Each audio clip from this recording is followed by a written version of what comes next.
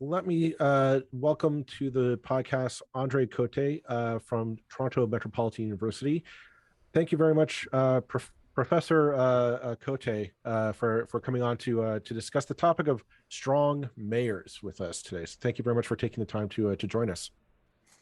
Pleasure, and definitely not professor, just Andre, and nice to be with you. Well, Joel, you're smart. You're smarter than us, and you're going to probably teach us something today. So I think technically that makes you a professor. So, but thank you for nonetheless for coming on today. But let's just so all of our listeners kind of have a baseline understanding of how the system currently works. How much power does a mayor typically have, whether they are the mayor of Toronto, the mayor of Ottawa, or the mayor of Bowmanville? How much power would a mayor typically have?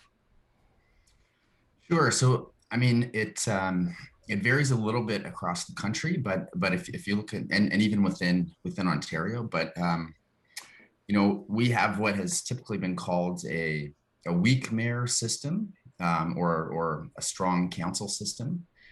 And so in this system, the mayor is typically elected at large. So, across the whole municipality versus councillors within their wards. But on council, the mayor is typically just one vote. So, they've been called sometimes the first amongst equals. And so really it's a system where, kind of in contrast to our parliamentary systems where you have a lot of sort of centralized executive authority in a prime minister, a premier, and a cabinet. At the local level, really the executive authority has typically been held by the legislative body. Not to get into the poli-sci 101 weeds, but by council. Decision making is with council. Mayors do, have, it's been described as having, the bully pulpit. So because of the profile you have of being the mayor, typically you're much better known by voters across the city. You have the ability to kind of push forth an agenda in a way that that councillors or council writ large might not. So you have influence that way, but in terms of your formal powers, less so. And there have been some changes in recent years to strengthen a little bit, but we can come back to that. So when we're talking about a strong mayor platform, I mean, people think of might think of in the United States, we think of like the mayor of New York City or the mayor of a city like Chicago. Can you kind of like what would that entail? Because we're going to get into the weeds with Premier Ford's proposal, it's not quite what that would look like here in Ontario. Could give me like what would a typical strong mayor on paper look like then? Yeah, sure. And so I think New York and Chicago are often the examples that we look to, but and again in the U.S. there's kind of a spectrum of what it looks like, but those two and a bunch of other typically larger cities. So the mayor would typically act as like the CEO of the city. The mayor would have authority for preparing and advancing the city budget, even if often the budget would actually be voted on by council. The mayor would have often the power to appoint the chief administrative officer or the city manager, who runs the whole sort of administrative apparatus of the city. And often for supervising, hiring, and firing department heads and other sort of key positions. And in some cases, the mayor would have veto powers over council decisions. So I think those are typically the kind of the bigger elements. And I guess, well, there's a couple of things that I've kind of learned over the years, I guess. Is that I mean you called it potentially a strong council system, and I've always felt it's to an extent a strong staff system, and that the kind of initiative for a lot of the initiative for policy directions doesn't come from the elected people per se. I mean, it can do, but they've got limited powers in that regard in most cities. But actually comes from the staff, and then it's the council that can vote yay or nay. It's not like you have a cabinet that comes up with an agenda of legislation they want to get passed. It's just not how it works. So I mean, I guess yeah, I mean it's so fundamentally different from the way we think of provincial or federal politics working that it's uh, that I mean I guess the question I would put in at this point is before we get into the weeds of what's being proposed, what are the disadvantages, do you think, of the system that has existed, of this kind of weak mayor system? And question, I don't know if you know the answer to this. Haven't got a clue. It's like, why did we end up with this system in the first place? Is there any kind of logic behind it? Well, I mean, to your initial point, I think there's a fair amount to it around a fair amount of authority, I guess, resting on the administrative side with the kind of permanent city officials, the staff. I mean, I think there are a few sort of key dynamics in the Canadian or the sort of Ontario municipal system.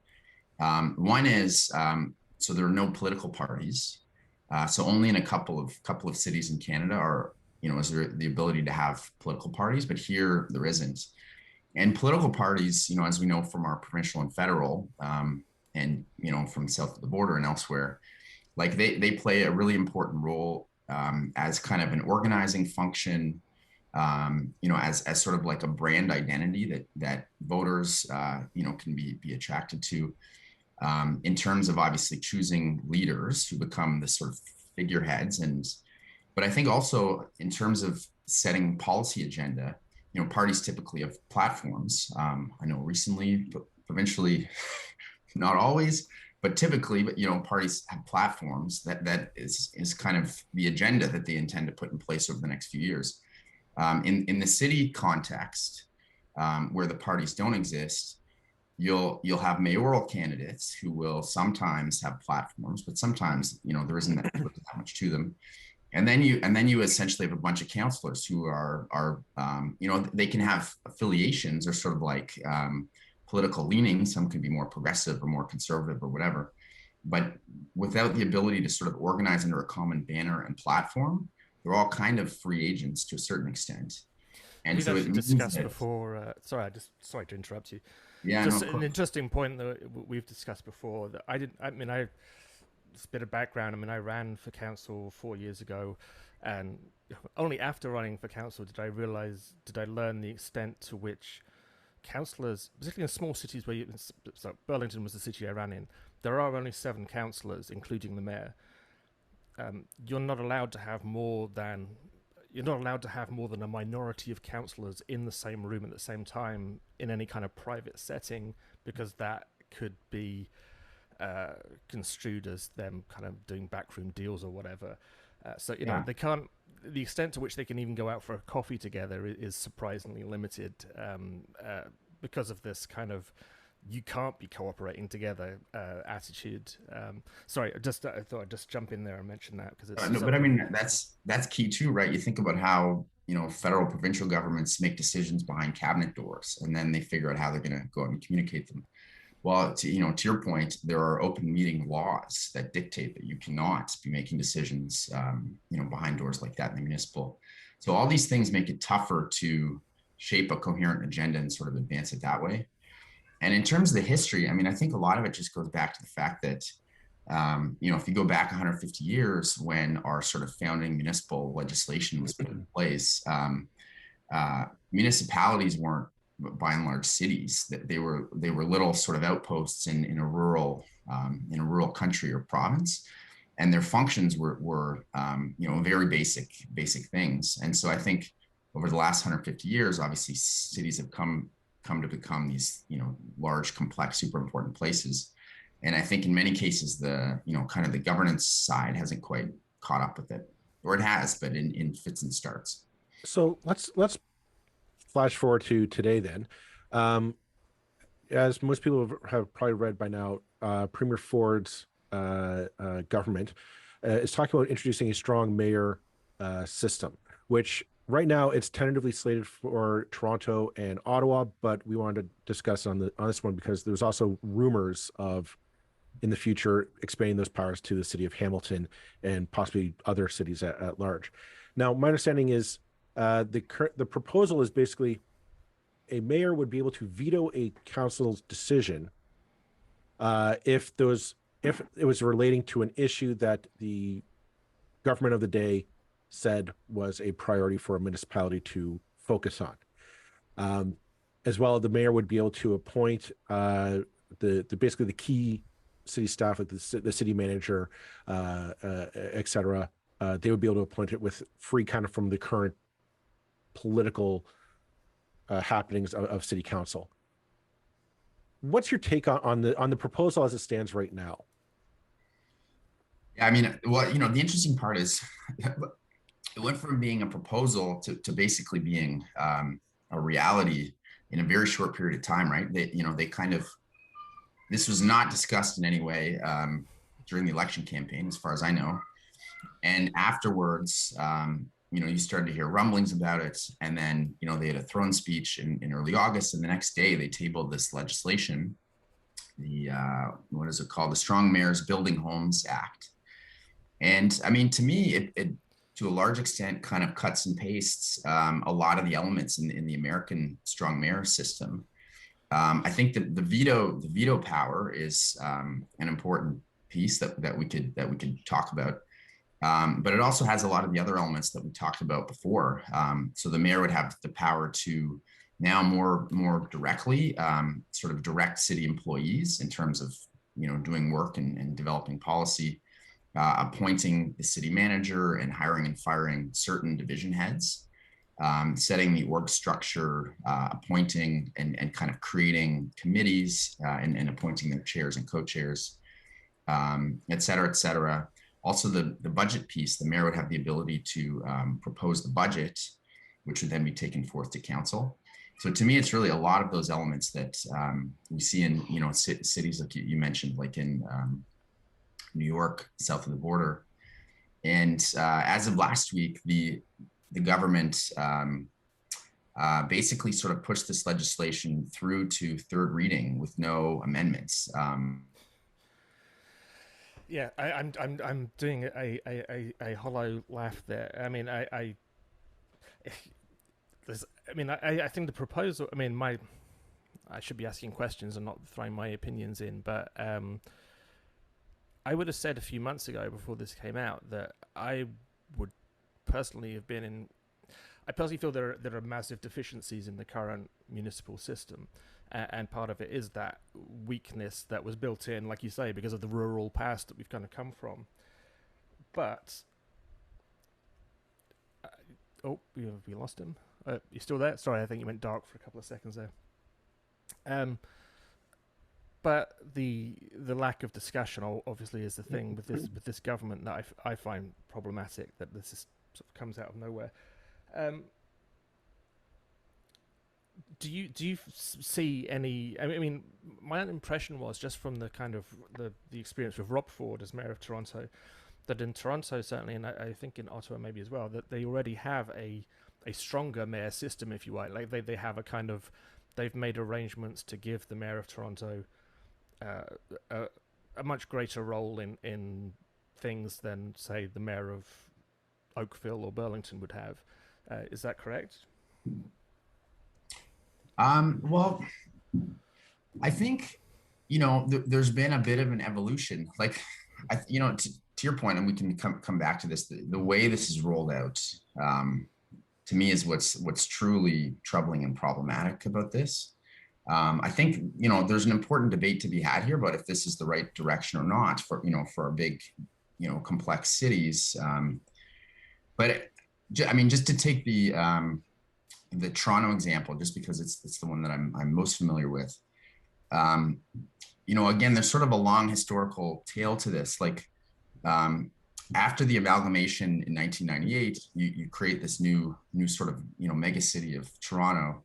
It was realized pretty soon after that, like, okay, the way city governance worked maybe no longer works for a city of whatever it was at that point, 2.5 million people. So we need to reconsider these things. And so the province did that on the one hand. In the early 2000s, the Liberal government that came in negotiated the City of Toronto Act. And part of it was sort of symbolic around just sort of recognizing the importance of the city of Toronto, and later through updating the municipal act for, for other cities and municipalities. After the Harris years, sort of signaling, we're going to consult with you, you're sort of a legitimate player. But part of it was also about enhancing their powers in certain ways. And so in Toronto, with some of those new powers, council actually, after great deliberation, some, expert reports, blah, blah, blah, like, but a consultative process. Like the way it's supposed to work. Yeah. Well, you'd hope. Yeah. But at that point, council said, okay, we're going to make some changes to strengthen the mayor, but we're not going to go full strong mayor.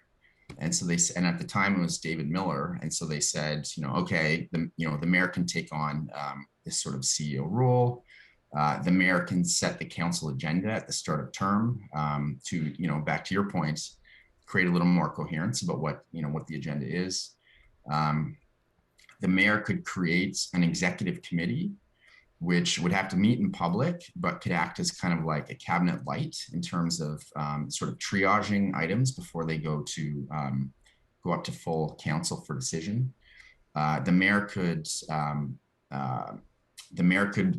step back from being speaker to council so that they could actually be like a participant. And they couldn't fully direct staff, but they could, like, for instance, set the terms of the budget process to staff. And so it's sort of like kind of a halfway set of steps. And there were a couple other things, but I think the decision at that point was, going full, parliamentary cabinet or full strong mayor seemed like a bit much. I want to just touch upon the existing proposed legislation that this government's pushing through, and that I think to people it sounds like, wow, finally, they're going to get stuff done at City Hall, right? And so that's what it sounds like on paper to the layman, or just at first glance. Finally, the mayor's going to be able to push through stuff to get done and make our city better. Great, wonderful.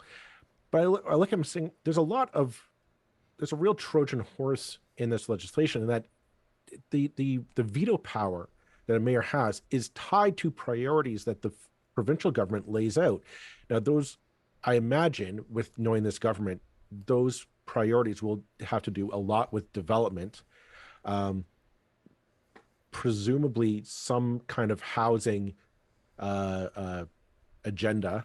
I'm not sure what that is. We don't really seem to have a clear plan put forward yet. But what is there a danger in that basically, like, doesn't it make the mayor of Toronto and Ottawa, potentially other municipalities in the province, basically a stooge of whoever the premier is at any given time going forward?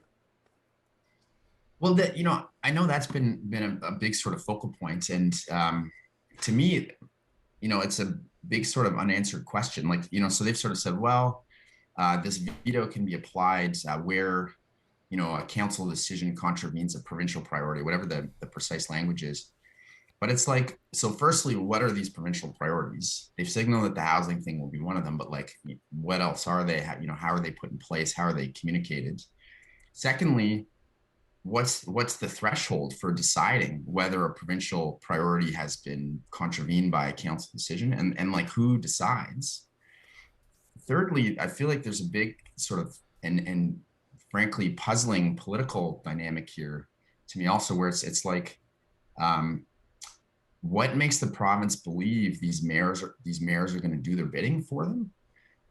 Like in Toronto, you just have kind of a fascinating one where you have Mayor Tory, who is right of center, progressive conservative, and yet I never understood that he ran against Doug Ford and beat him locally.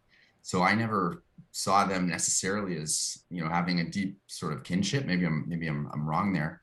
And then you look at other municipalities, like Ottawa currently has a former Liberal cabinet minister mayor, and so he's stepping down. But in the fall election, there's another former Liberal cabinet minister mayor who's running, and my understanding is another of the strong candidates is like a serious progressive councillor. And so maybe I'm missing something, but it's like, you're going to have progressive mayors in a bunch of these cities. Why would they fall in line? So I feel like there's a bunch there to unpack. So my feeling, well, I think Joel's and my feeling both to an extent there was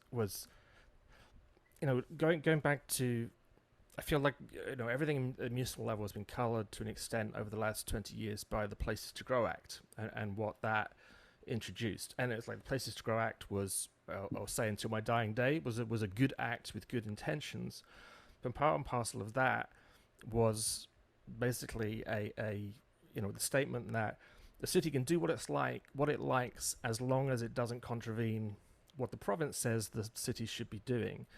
And you think, well, yeah, fine. Well, that makes obvious sense. That how can there be a problem with that? That's obviously the way it should work. How it works in practice is it makes everything to do with development, certainly in urban growth centres, appealable by developers or by whoever wants to appeal. And the upshot of that, it seems to me, and you can tell me if you think I'm right or whether I'm completely off base, the upshot of that to me seems that the major development decisions in most Ontario cities are now actually made by the Ontario Land Tribunal, because anything of any size gets appealed. Unless the city says yes, it's going to be appealed. That's just part of the costs of building a building in Ontario these days. And it seems to me that what we've got here is exactly the same principle. It's like, you can do what you like as long as it doesn't disagree with what we say you should be doing. Well, you're going to have an appeals body to decide whether it contravenes it or not, in which case anybody with money can appeal it, and it's the same process. You've basically uploaded the decision-making process to the province because they, yeah. Do you think that's an argument with merit? Well, I mean, firstly on the development side, I very much agree, and it's like, the full disclosure, my wife is a property developer, and so we don't necessarily agree on everything, but I I hear about what's happening, and it's almost like going to the tribunal is like the de facto on. Yeah, absolutely. And not to sort of throw shade at the city planning officials, because I think on the other hand that they're completely overwhelmed and they're kind of boxed in by this threat of the tribunal. But it's like that, you get the sense that they'll almost like run out the clock so that it has to head down that path, and that's kind of become the de facto. Well, so I think the clock the was cut in half as well, so the clock is a lot smaller than it used to be. Well, it is, but I mean, has that changed anything? It doesn't appear to have. No. But I mean, here's my question: why do this? Why not just make those, just impose those changes on the development side? And the province just had this the Housing Affordability Task Force come out and essentially recommend a whole set of things that basically said impose these changes, impose as of right zoning, to certain levels, impose the streamlining of urban design rules to speed things up, impose limits on public consultations, and make changes to expedite things at the tribunal, amongst other things. And so you can totally debate what impacts this would have on local democracy, on citizen participation, all these types of things. But if your goal was to get housing built, you had an expert panel make a bunch of those recommendations that, frankly, I think a lot of even somewhat progressive folks wouldn't entirely disagree with, right? Mm-hmm. Why not just do those things? Like, why do this totally backdoor thing where you're fundamentally changing and then you're pushing mayors who might not do your bidding anyways. Well, I want to kind of expand on that note, because it seems to be a trend that this government has been rolling out with for the last kind of, I'm going to say since about March, when they declared COVID was over. That it's been okay. Let's catch up, because the fact is I believe the last estimate is 1.5 million units in the entire province to meet housing demand, and to help kind of curb the affordability rates that's plaguing a lot of municipalities. And the housing affordability task force came out, and a lot of the things that you presented were things I think people are like, okay, that's interesting. Let's see about that. How can that work? But rather than implement that, they kind of just took the stuff that was in favor for developers, and okay, the land tribunal has the final say on all things development in this province, and they said, we'll keep that. That's core. But in terms of enforcing um, very density housing in neighborhoods, and to allow different types of development to meet various housing needs, that hasn't been touched upon by this government, and it seems to be like it's a passing the buck almost to say, well, because that's the thing is you'd have to have a debate, and they have to go out and win over people and make that argument to the public. And this government doesn't seem to want to do that. It's rather like, well, let's just give it to the province or to the mayors. They'll carry the political ramifications of saying to people in Toronto, Ottawa, maybe Hamilton or London, perhaps. And that mayor now has to carry the burden of going to the people and saying, well, no, we need to have this level of development or this type of development in this neighborhood now because we need to meet targets that are set by the province. And this seems to be, in my mind, it seems to be a passing of the buck rather than the province is saying flat out saying, no, this is the way it's got to be, folks. We need housing for people. We need affordable housing for people. We're done waiting for the cities, the municipalities to get their act together. We're taking charge and bearing the political cost of that decision. I'm rambling a bit. I apologize. Something I tend to do on the podcast. I was just going to say, I think it's a good point. I mean, the genius, I think the unintended genius of the Places to Grow Act is that the people who take the heat for all the history of Burlington over the last 15 years is of the local government taking the heat for all the development that happens that is ordered by the province. The council has no choice but to, within a certain degree of, they can argue about the number of floors all they like. Ultimately, the stuff is going to get built somewhere. And the kind of genius is that the province is getting off scot-free from this and not taking any heat, and the local government takes all the heat. So maybe I can't quite believe that Doug Ford is that Machiavellian. He would like to be Machiavellian. I don't think he is to think that far ahead. But it seems like that. I mean, maybe that would be how it works out. I don't know. What do you think, Andre? Well, I mean, I think that but Places to Grow is was developed over years and years, is incredibly sort of detailed and whatnot, right? And so through that process they land on the intensification targets, and then over time that has to be hardwired into official plans and blah blah blah, right? My big question is, so I think Joel, to your point, it's like very clearly this government has been on the side of developers, and that's fine, that's their prerogative. And you see it through the MZOs and through a range of other things, right? My big question is, how does this, if your goal is really to accelerate housing, how does this get you from A to B? That's what I can't quite piece together, because again, you're relying on these strong mayors to advance all these things, but this does nothing to make the core problems go, or the core barriers go away, right? Whether it's NIMBYism, whether it's the way municipalities set their official plans, whether it's the actual planning process, whether they have enough planners and engineers on staff, like all these things that are sort of below the surface, but that are the root causes. I don't see how this is some magic bullet to break through in all those areas.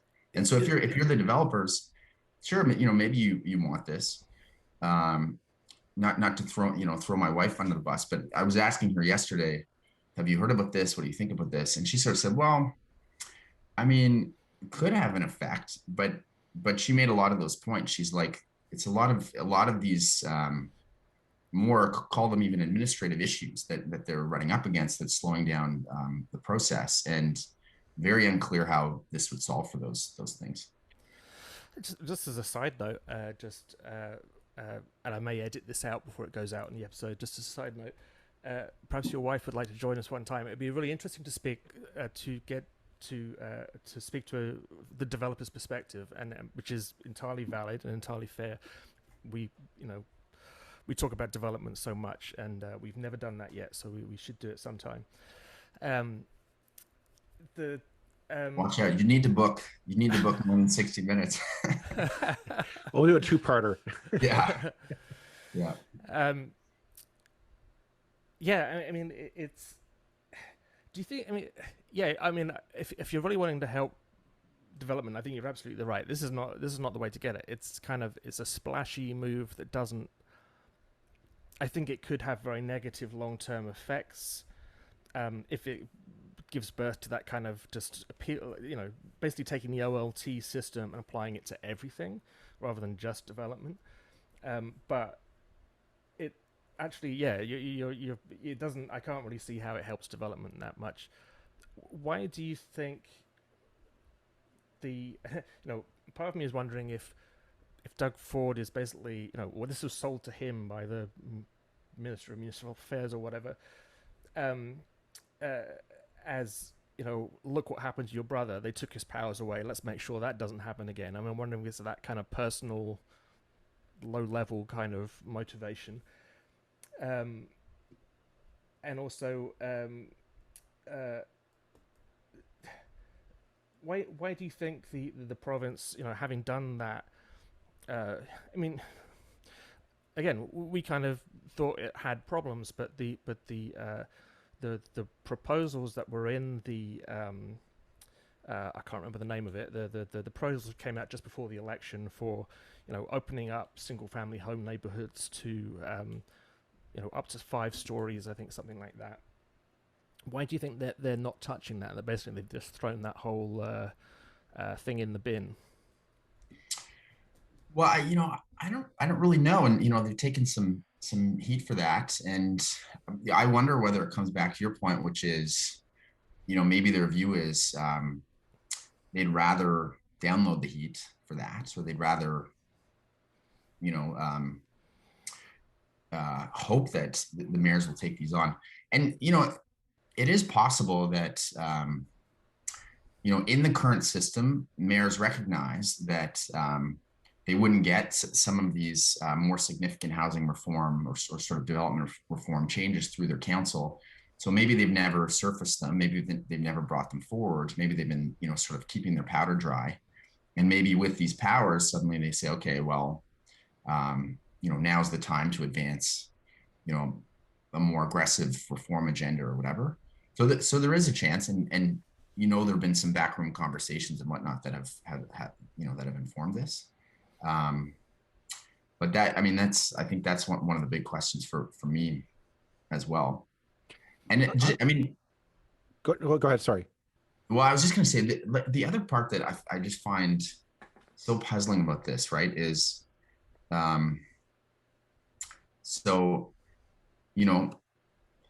this is a government that basically in its first move showed that its level of sort of respect and partnership for municipalities was going to be, to put it, delicately, less than the previous government, right? Where they stepped up and immediately intervened in municipal elections back in 2018, and what seemed to be like the rationale, again, was somewhat unclear. It seemed to be, potentially even just sort of a vindictive play to sort of shrink the Toronto Council to, with the regional chair elections, put Patrick Brown back in his place. And I think Del Duca was going to run in York.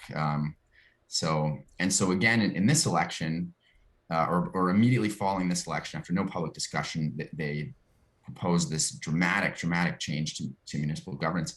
But the interesting thing is, for a government with that outlook, what this has the potential to do is create much stronger political adversaries in the mayors of Toronto and the mayor of Ottawa and wherever else they go. And so I find that really fascinating. Like, part of the reason previous proposals for, GTA regional government basically didn't come forward, a big piece of it was this fear that, like in Greater London in the UK, you'd create this mayor for the GTA, and suddenly he'd be like a mini premier, and that would be like a big threat to Queens Park. And so I find that part really interesting. Like, um, Well, and it, on that yeah, note, just maybe to push back on that idea is, I mean, this isn't new. The strong mayor's proposal or legislation isn't kind of out of left field. This is something. This kind of been a growing trend over the previous term of this government's kind of municipal agenda, if you will. Yeah, I haven't really seen a cohesive, and it's something we've talked about in this podcast. We haven't seen a cohesive movement between the mayors of Ontario to kind of push back concretely against the eroding of their powers to Queens Park. I mean, let's take perfect example. This one, the strong mayor's proposal comes out. John Tory isn't, you know, tiptoeing like, Jesus, this is dangerous legislation. We need to really think about this. He's arm around Doug Ford, buddy. This is all great and wonderful. I've yet to hear any mayor really come out and say, yeah, I don't like this legislation as it's being proposed. This is what I want. And then no, I was thinking recently at AMO, the Association of Municipalities of Ontario, I did not see any criticism from any of the mayors or any of the councillors that went to that conference against this government's policies. Maybe you're seeing something, but I don't see that kind of adversarial, who's standing up for cities approach yet. And I haven't seen it yet in this municipal election so far. well, so the mayor of Ottawa came out strongly against it. So Jim Watson. So I mean, an interesting circumstance there because he's not running again, and so, but his points were interesting. He said, I don't understand what we're solving for here. He said he has, developed a very strong and sort of collaborative relationship with council. And I can't remember the exact number, but he said basically 90+% of the items that he tried to get through council, he had been able to get through council. And it was through the development of those relationships and kind of a consensual approach. So he said, what this is going to do is disempower councillors and diminish local democracy in certain ways. I'm paraphrasing, hopefully not missing it too badly. But so there was that opposition. He also said, which I think comes to this, like, to what extent do we expect mayors to actually do this? He said he thought the mayoral candidates in Ottawa should come out and say they're not going to, I guess, sort of fully take advantage of these, commit to not fully taking advantage of these powers, even if they have them. And so I'm not sure if they will, but he was at least one example of someone, making the kind of counterpoint. And I guess he's in the position where he can. The only other, I mean, mayors who are willing to openly speak out against the province are pretty thin on the ground. I mean, because I guess because they're there with the begging bowl always, right? It's the way the system works, and the non-partisan aspect of municipal politics seems to always be taken almost to an extreme, and that we know that many councillors and many mayors have backgrounds in parties. I mean, Andrea Horwath obviously is a perfect example at the moment. Marianne Mead Ward ran for the Liberals at one time. I can think of 100 other ones. But the minute they take the municipal path, they're always friendly with the province, come what may. I mean, I guess maybe a good outcome of this might be that if you do create more independent mayors, that might be a good thing. But yeah, I certainly see how in those cities the councillors, it's not like a councillor is a strong position anyway, but yeah, even more sidelined. Whereas a situation like we have in Brampton, where Patrick Brown, I mean, I think the whole issue with Patrick Brown in Brampton has been that he came in kind of thinking, right, I'm premier of the city. I'm going to bring in my people to do things my way, and that's just not how cities are supposed to work. So you immediately get a huge amount of kickback from staff and councillors alike. I should really find a question mark to put at the end of this rambling comment. Well, I mean, can I just raise, one please point? do, yeah. you know, counselor roles might not necessarily be the most glamorous, and you see this sort of call it hierarchy in our politics, where it's like a lot of counselors feel like, their opportunity is to graduate up to becoming a member of provincial parliament or a federal MP. But then you also see a lot of them, once they get there, my view at least, seem very disappointed with what they get in Oh, those roles. absolutely, And, absolutely, yeah. and I mean, it's because as a counselor, you actually have a significant degree of power in a way that you really don't in our highly centralized provincial and federal systems, right? If you're a backbench MP or MPP at Queen's Park or in Ottawa, unless you find your way into a ministerial role, in my view, you have significantly less influence on the ground on policy as a counselor would.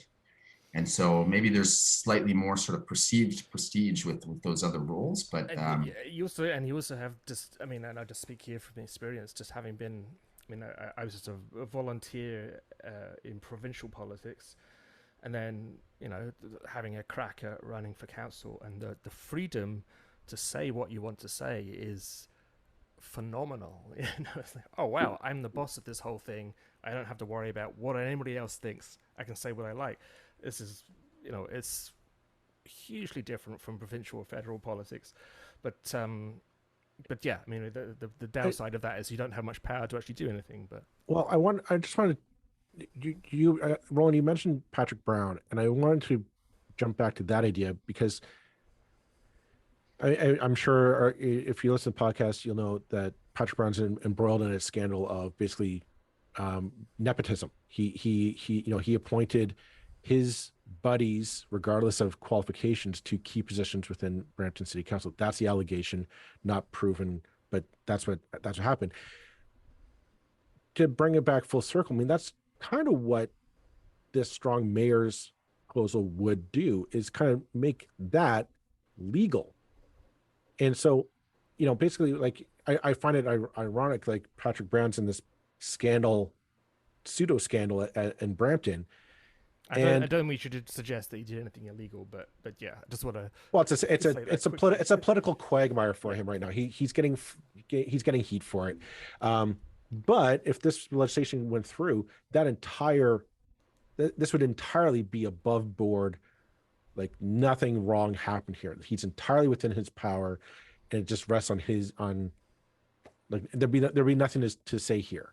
It is kind of what I'm taking away from it. well, there'd still be public scrutiny, right? Right, An example provincially was like when Premier Ford appointed the OPP commissioner and his right. personal ties. I mean, and another interesting piece is there is a change in this legislation frankly, I'm not sure exactly what effect it would have, but to the Municipal Conflict of Interest Act, to set some rules around disclosure and the various other aspects for these mayors. So I don't think that would go away, but I think to some extent you're right that suddenly this is just a power that they would have for some key city rules. And if you look in the U.S., like someone like Mayor Bloomberg went in New York and he brought a bunch of his sort of high-powered corporate folks in to take on key roles in the city as parks commissioner and as et cetera, et cetera. And so a lot of that worked out really well. He brought in some really top talent, and but it gives them that power, which obviously can also cause issues if it's used in questionable ways, I guess. It seems like a proposal ultimately that is going to be the archetype of the sort of law of unintended consequences, because they've so little thought about this that how it shakes down could be anybody's guess. And there may be some quite positive things, and there may be some very bad things. But one thing is for sure is that no one really knows, neither the province nor anybody else. I mean, it's such a yeah. I mean, with the first point you made is that there's no consultation, no, even by the standards of the kind of PC conservative mindset, which tends not to be too keen on huge consultations. You know, I mean, goodness me, I get the motivation for wanting to cut that short sometimes, but even by their standards, this is like, you know, back of the envelope stuff, and you know, it might. You know, I'm just sort of sitting here thinking that one of the biggest problems we have at municipal level is, you know, how many times we said it in the last 2 weeks, Joel. You know, name recognition. Who's going to win? Well, who's got the person who's actually been heard of? Well, Andrea Horvath is more famous than Bob Bratina. It's more famous than Keenan Loomis, just to pick the local example. That's probably how it will shake down, because name recognition. By making the mayors more celebrities, if you like, even, you know, I mean, the mayors of Toronto and Ottawa are already somewhat celebrity-ish. That's the worst thing you can ever do as a premier. It's like, well, yeah, you are creating rivals here for yourself. Are you sure you know what you're doing?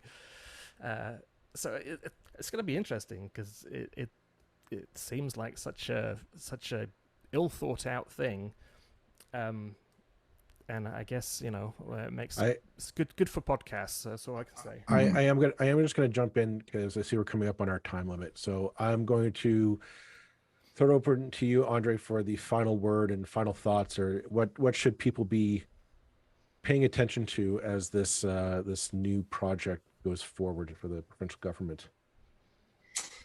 Yeah, I mean, I think I would just leave off pretty much with what Roland just said, which is, you know, I think if you were to have asked me a decade ago, when I was sort of deep into a lot of this stuff, I was much more bullish on maintaining a lot of the key elements of the municipal model in big cities. I just felt like there were aspects of it that were, you know, more democratic. That I think, like, it looks messy, but driving consensus is what our politics should be about, right? The openness, a bunch of these factors, the stronger council, and you contrast it with our federal and provincial that's become this super highly centralized, leader focused system where the members are typically highly disempowered, even including some of our cabinet ministers. And so you sort of say, this push to get to that at the municipal level, why would we necessarily want that? I think today I'm a little more on the fence. I just feel like we're not necessarily seeing the levels of ambition we need from our cities and our councils, given kind of the huge changes our cities have to advance. But I think it also comes to Roland's point, which is, like, it's tough to make a change that's this big and dramatic with so little thought, right?